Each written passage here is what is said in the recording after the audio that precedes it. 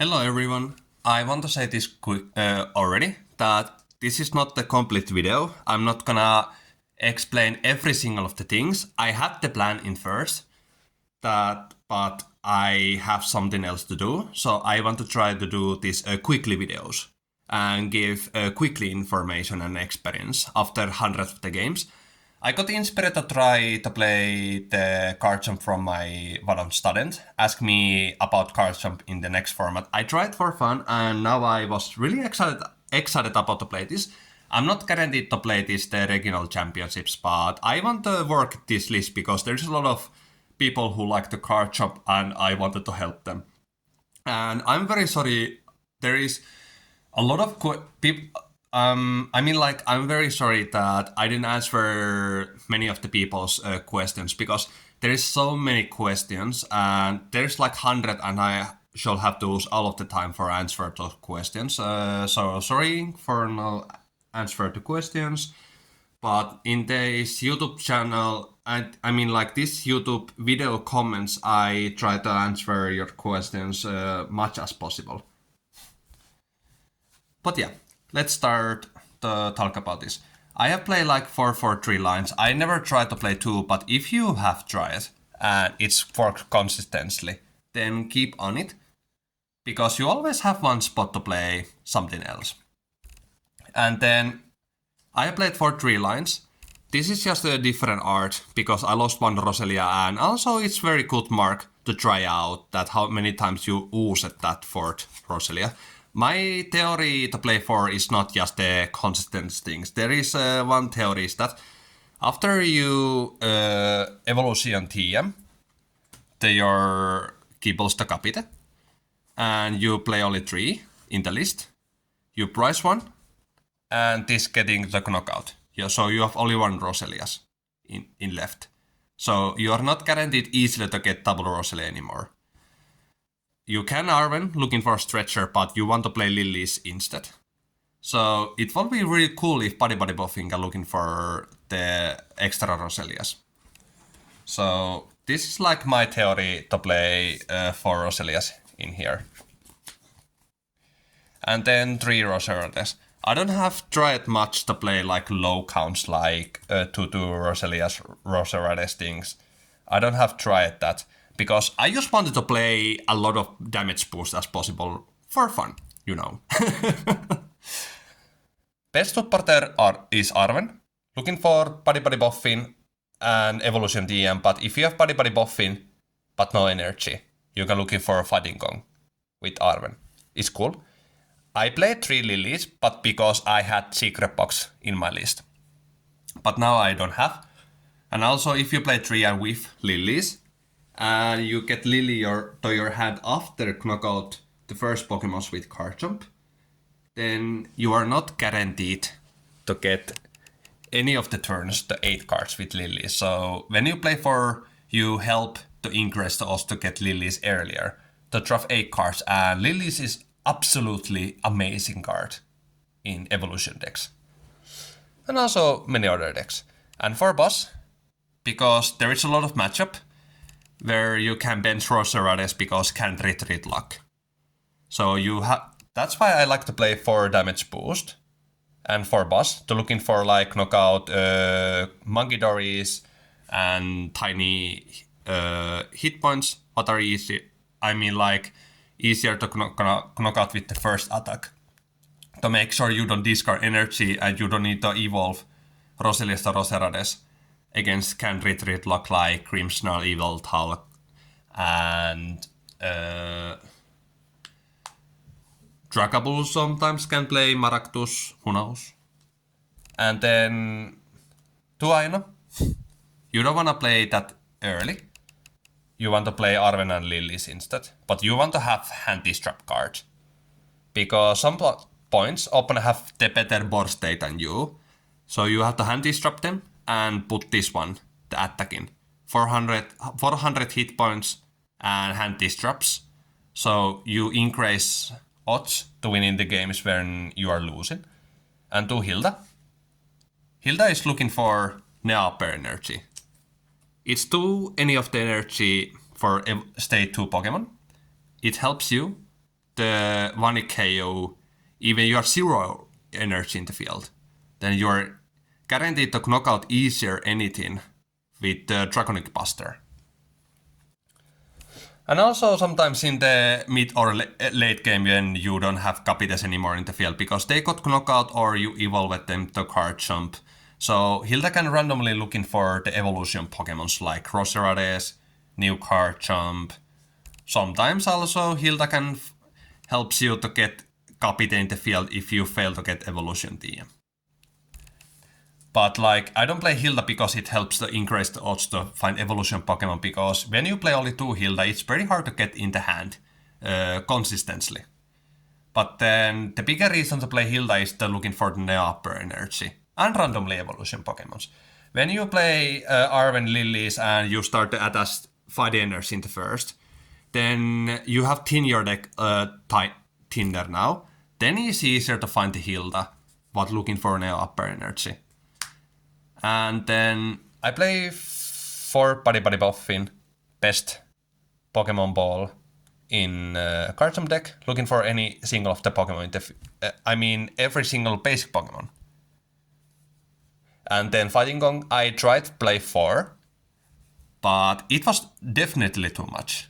And also, I don't want that badly to find Fighting Energy and Gible because I already can find them, but it's still amazing card here.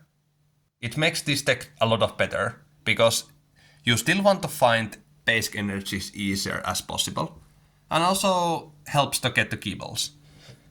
And then Premium Power Pro, I don't have tried to play like 2 or less. That's my really fun part here. When you play 4 Pro and 3 Roserades, you damage boost, you damage boost, you damage boost. Even this first attack can 1 KO even 2 pricer Pokemon what can get like 2 price like Ogre Bantings or Squawkabilly even there is resistance, or Mangidori there is a resistance. It's really fun. And then 2 Stretcher, I don't like it to play much Super Rod because the cards go back to into your deck and I don't need that much recovery cards in my experience, but it's not that bad.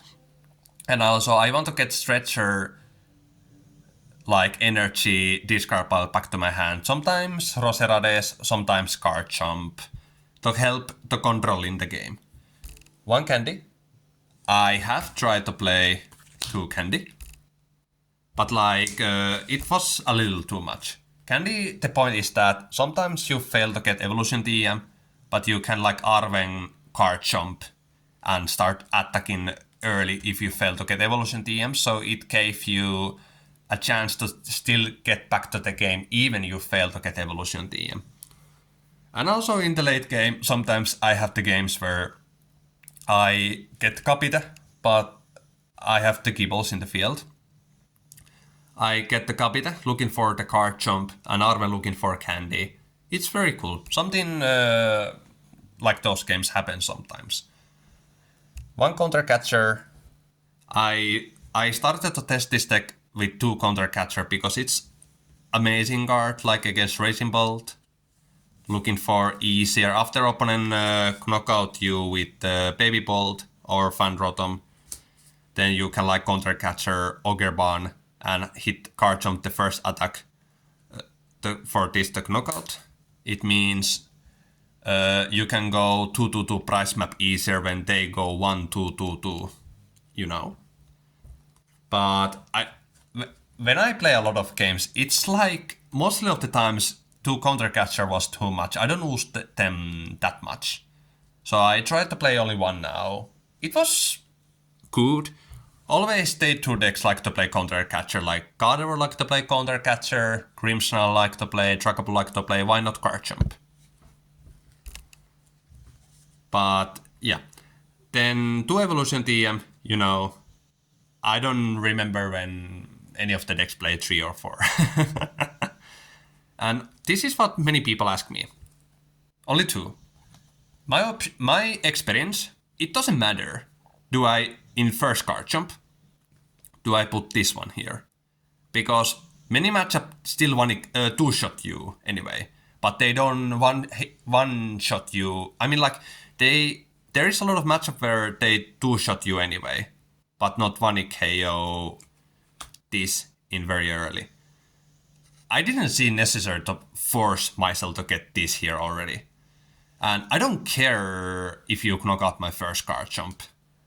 At least more important is that the last those power weights go in the rest of the Garchomp, because then opponent have like spread Garchomp with Cardor, Mangidori things, and then knock out your Garchomp. There is more matters. Have they the tool or no? And also Drifloom get easier to get into field after mid-late game. So then this really save you against like Drifloom. I don't believe Drifloom get that fast. So I don't see the necessary to play the first tool in the first Garchomp. And if you knock out, okay, cool. I put 2 of these tools the last Garchomp and then keep going to play the game. The only, in my experience, is more reason to play more weights, the easier to find them. But yeah, then I play 6 Fighting Energy. I don't have any more basic energies because I play already Neo Upper Energy. It's why I hype in this energy. I got inspiration some of my friends to try Neo Upper Energy, and when I started testing this, the thing is that when I play Secret Box build first, the plan is that I attack all the time the first attack, but I already have so much the cards what I can't burn out. Like, I have a lot of support in my hand, I can put them in the discard pile. So I don't drop the cards. When I try to add cards what discard to your hand cards, then I realize this is not the way to win the tournaments. So I decided to play a different style, like just do not focus in the first attack too much, because the full deck point is that when I play so much damage boost, is that you can keep looping this first attack, because dropping cards is so much fun, but it's not work when there is a lot of cards that you can burn out. And you have to get Secret Box into your hand if you want, discard the cards from your hand, loop in this first attack. So I decided to try a different way to play this deck. Now to add like Neo Upper Energy. And I realized this is so good against evolution decks. And like, it helps like if you have like one energy, and if you decide, don't use this Draconic Buster attack long as possible, because every time when you do that, you have to discard the energy, then opponent can easier to control the game. So if you like keep attaching the energy here, then opponent can boss stall Roserades that easily, because then you can just retreat the Roserade energy and bring this attacker back to the active. And also, when you do that, you have to Draconic Buster because there is no choice. And then opponent decide to boss this, and this getting knockout. And it's like Charizard or other evolution Pokemon. What do? Is that you can attach the Neo Upper Energy here and one KO evolution Pokemon again. That's what make me really liking the Neo Upper. If I decide to attack the Draconic Buster, like example, if I knock out two one pricer with this first attack, and I have split the energies like this, and opponent start to bring like Charizard, Gardevoir, Grimmsnarl, Dracapult, whatever, then I really like to start one KO them with Draconic Buster, and if they decide to do somehow the one KO the bench Garchomp and Gustit, then I can return knockout again. Then I got 6 prize cards after that. That's really make me liking Neo Upper Energy in here. Draconic Buster is super strong attack, by the way. Okay, I don't have to think about the change in this list, because I'm not guaranteed do I play the regional championships, but I really like to use this list from, the start list. Then if I want to start changing this list, then it can do. Like, some ask me what cards are cuttable here. At least one Roselia is cuttable. Just make sure you don't price. And if you price, then I don't know how can I help in that point. How I can help in my experience is that to play more Roselias. But yeah, let's go some matchups. But yeah, I have played this list like 100 of the games now. Because, just slam the cards in the board state and attack. It's always really fun to spend time. I'm not going every single matchup with this deck. But let's see.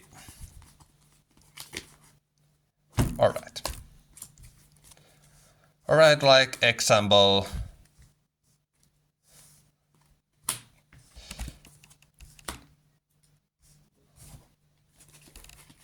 One moment, sorry. This is some kind of the board state what I have at least. And even better, of course, is that you have the third Roserades here. Okay, so after, like, every time when I test in a new decks, my first matchup what I want to play against is Raging Ball, because it's very simple, it not disrupt you much, then you can solitaire your cards, that's how many times you get things consistently. And then after I'm pretty happy, then I start testing the harder matchups. When they just now knock out the Roselias now, and you bring something like this in the field, then what I like to do is that the Garchomp play some power damage boost and start to play the counter catcher. When opponent take only one prize, you 0.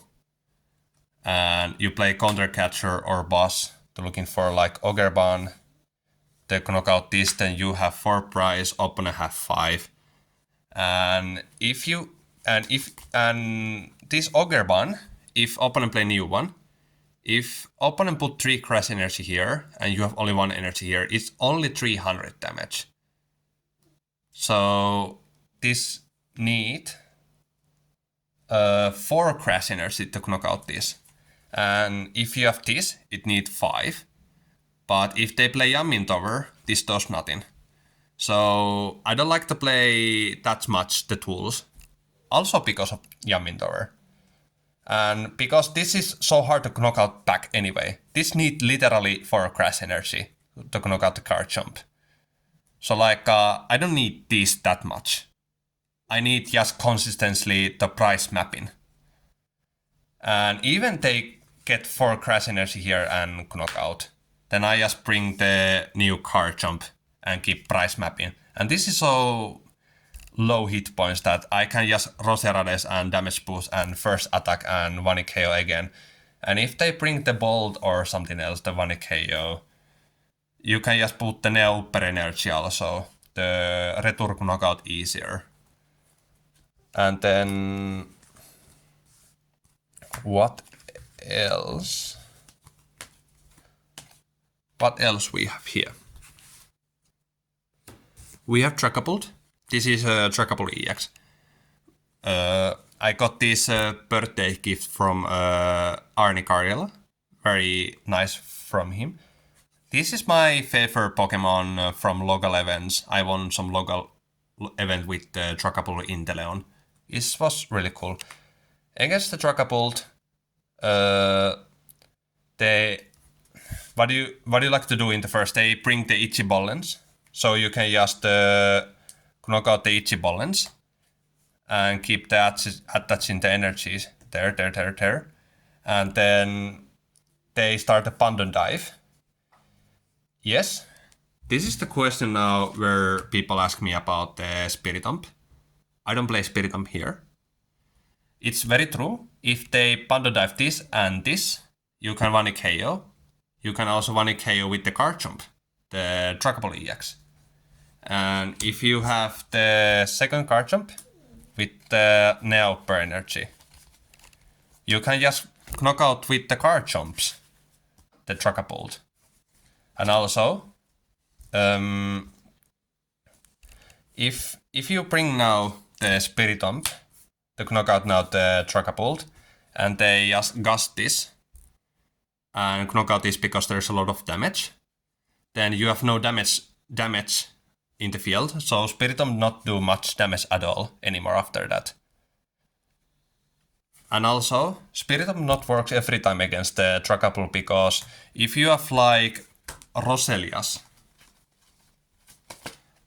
in the field, because you didn't evolve everything, they can use half Luncia and 60 spread damage this, so Spiritomb do 260. Maybe 290 because you have 1 Roserade in the field. So they can play around the Spiritomb to make sure you have not that much damage counters in the field.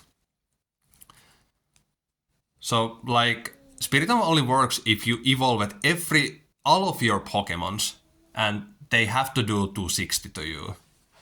But it's still not guaranteed also that, because they can play Dusknoir and 1 KO your Garchomp with Yamin Tower against the tool.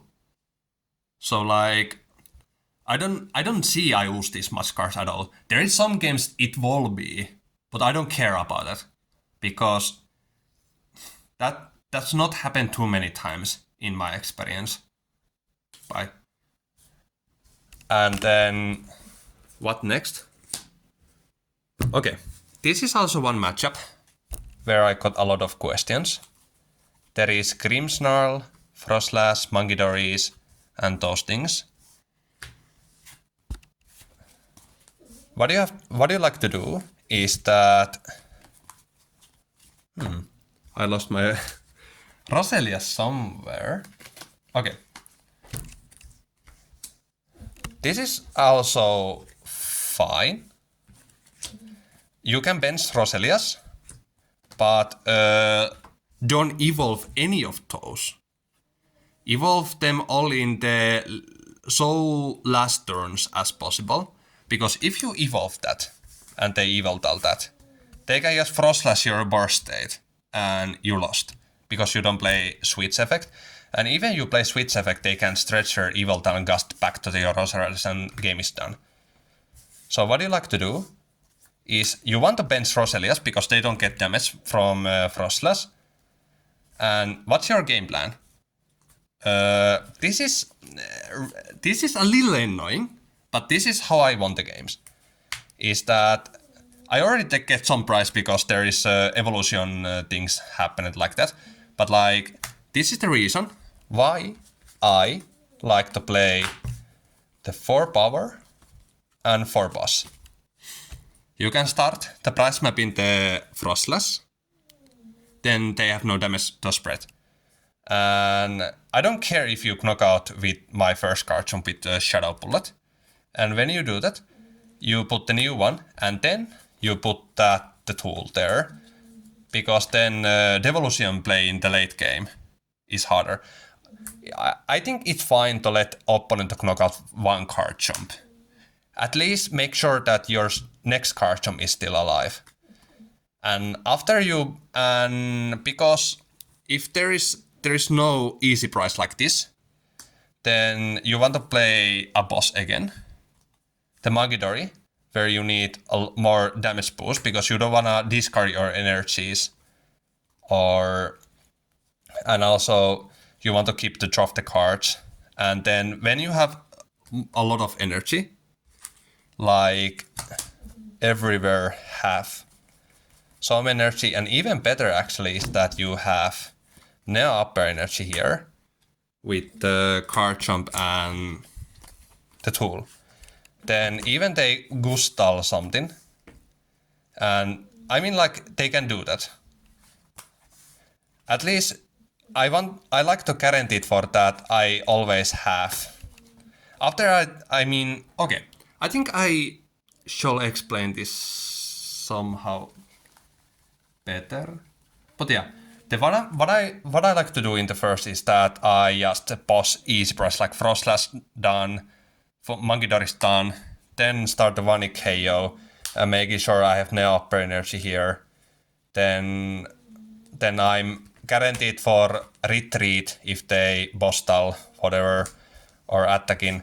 And if they bring the new Grimmsnarl and you have no the damage boost anymore in the field or left, when you have like 2 price left and there is Grimmsnarl, then you want to evolve the Roserades, because there's no Yveltal moments anymore available, right?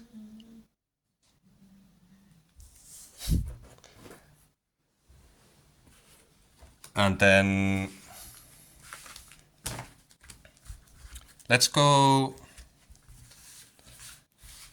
the next matchup. It's like Kolengo is the worst matchup, and I take that a bad matchup in my matchup spread list. But the best part against Kolengo is that sometimes when Kolengo have 2 price and you have 4, what you can do is that you don't bench Garchomps in the field. You just Gabite and boss the Fesandipity or Genesk and play so many damage boosts as possible to knock out 2 pricer with 1 pricer. Then you can still win this matchup. But so you just have to do something like that. You have the Hop and Pray, they can 1 KO you all the time, and this is very copium. They can 1 KO you. So I have to think about the Dual Scroll, but it's not, fun to play Dual Scroll. So I wanted to try looking for the pure of the power and looking for the best way to price map as possible. And Gabite is the very much potential to help you to win this matchup. The price mapping with 1 pricer to 1 KO 2 pricers. Because you play so much damage boost here, it's possible. And then also against the Carnivore, this matchup you can play many Roserades as possible, but make sure you have always energies in your Garchomp, because otherwise if you have 0 energies in the field, they can basically just Gustal Roserades and start Screamtail, the bench Pokemon. I mean, like, this can get extra turn to start sniping your things. So make sure you use the Garchomp first attack and boss Monkey many times as possible and keep draft the cards and make sure you have energies into your Carnivores. But yeah. And I want to say this already, that I'm very sorry about I make a quick ones or order everything. But this just was my game plan, is that play so much damage boost as possible and play so many boss as possible to keep taking the easy price in the field. Keep looping the first attack. And when you're the last price cards left and a lot of energy in the field, then use Draconic Buster. Because you can 1 KO huge Pokemons where you can get a lot of price. But yeah, thank you very much for watching this video, and ask me the questions in this YouTube video comments.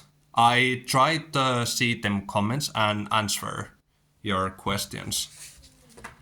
But yeah, best of luck for your games and see you guys next time.